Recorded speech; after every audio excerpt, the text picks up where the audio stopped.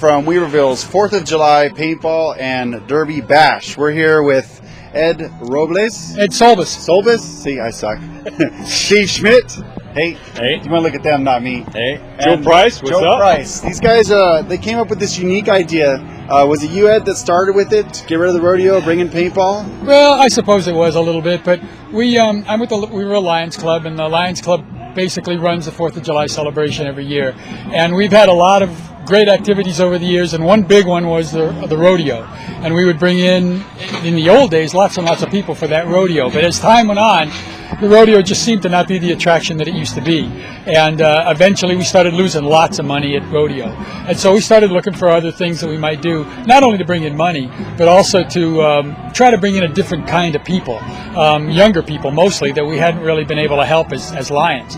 And so we talk about it a lot, and my sons both play paintball, and I also saw an advertisement that Steve had, a card out that he was in paintball, and so we started to explore a little bit what possibilities might exist to actually bring paintball to Weaverville for the 4th of July.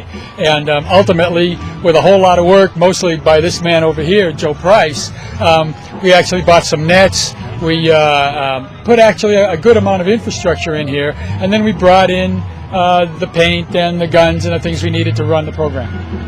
So when you first met up with Steve, what did you guys talk about? Did he say, "Oh, you're crazy, we'll never be able to do it"? How'd that go down? Well, you got to realize that the Lions Club is mostly older guys that don't know a hell of a lot about paintball, and so we needed to find someone who really knew that game. And Steve was the person that we were able to contact that did that. And he told us, all kinds of things that we didn't know, what equipment was needed and what kind of money you could get for it. And we were, of course, worried about people getting hurt and liability and all that. So that was really a worry, too. And so we had to find out that it was going to be safe and all of that. And Steve helped us do that. So when Ed came to you, Steve, what was the first thing that you did? What was the first thought that went through your mind? Like, oh, shit, here we go again? I was kind of thinking along the lines of I got to convince the rest of his friends that we can do this. It's difficult putting the image of paintball into a family-type setting because of all the bad press that it's gotten before. So I knew that was going to be an obstacle. So going to Ed and the Lions and talking to them about the logistics of paintball, I knew it was going to be a little bit tough, but they were really receptive. And I think they really wanted something new for the families in town. And so as we started to work together, I think things went off pretty well. And we were able to put this thing together in whole that you saw this weekend. And the more that we advertise for it, I feel like it's going to be a bigger deal. So Joe, you kind of got a pretty good, a lot of the kids out here, kind of got to get a little closer because my arms aren't that long.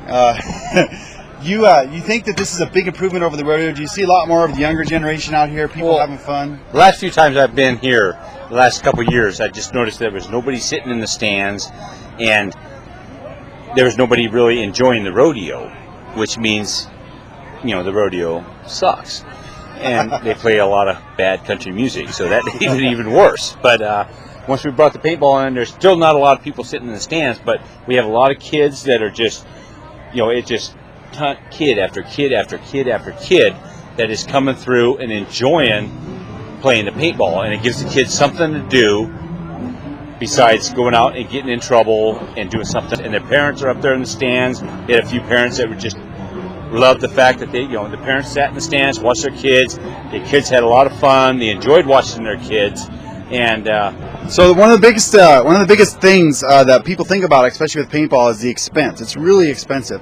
What have you guys done to make this affordable? Like if I had a kid and I were to bring him to here, what's your goal? Are you trying to get my money, or do you just want to break even and let the kids have a good time? How much is it going to cost me, and what's my kid going to get? I'll take that one.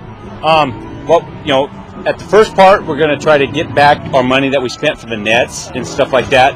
But in the future, I would like to see it drop down to where we hopefully break even, make maybe a little bit of money for the Lions Club, which is a non-profit organization, and all our money goes back into helping people. We're not out to make money for ourselves. So this year, how much was it for a parent to come in and have one kid play a set? For one kid, it was $10 for the kid to go out there for 10 minutes of paintball adrenaline, and they got to get out there and just feel what it's like and enjoy the adrenaline rush and stuff like that. And it was $10 to get out there for 10 minutes and just enjoy the pressure and have it fun. They need their own equipment, nothing. They just come up, give you $10. $10. They come here with $10 bill. Boom. They flap it down. We supply them with everything they need. They go out there and they play and they enjoy themselves for 10. We've got like 2 minutes left. Is there anything you guys would like to say? Would you like to share maybe some things the Lions has done for Weaverville here? Anything you guys want to say hi to Mom? Well, I think you've seen, or maybe you'll show the Demolition Derby, and I mean, that's pretty cool. The 4th of July is 3 solid days of activities in Weaverville, and for anybody that's 50 miles, 100 miles away, this is the place to be on the 4th of July. Steve, say hi to Mom, Dad, cat, dog. Yeah, I'd just like to say one of the reasons we're doing this whole thing, or that I was involved in doing this, is trying to bring a shift in the industry. I saw hardcore scenario players, hardcore. Cool. All right, Ed, Steve, come on in here. On behalf of Ryan McDonald and the entire staff of Paintball Live, we'd like to thank you guys for getting all about the profit and for giving paintball a great name and making it affordable for everyone. And we just want to make sure next Wednesday night at 7 p.m., where are you guys going to be? PaintballLive.tv. All right, Steve gets the button. Give Steve the button, Joe, now. I had no idea. So. All right. See you later. All right, thanks a lot. Ed, thank you. Yeah. How could a man ask for more?